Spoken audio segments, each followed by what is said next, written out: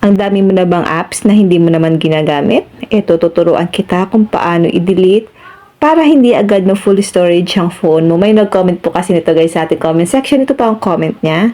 Ngayon, hanapin lang natin yung apps natin na hindi naman po natin guys ginagamit. I-long press lang natin or pindutin ng matagal. Tap app info. Tap storage usage. Tap natin ang clear data. Tap natin ang delete. Kailangan po kini-clear data natin siya. Para yung information natin ay hindi po magamit ng isang apps. Lalo na po kung hindi na po natin to guys ginagamit.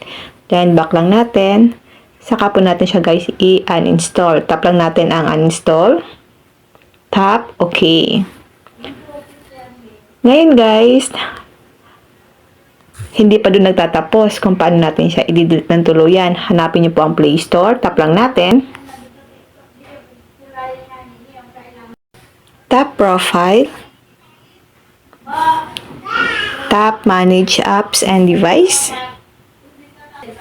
Tap Manage. Tap This Device. Tap Not Installed.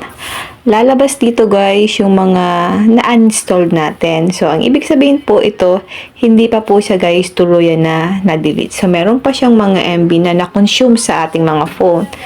So, para ma-delete siya ng tuluyan, lagyan nyo po ng check and check box.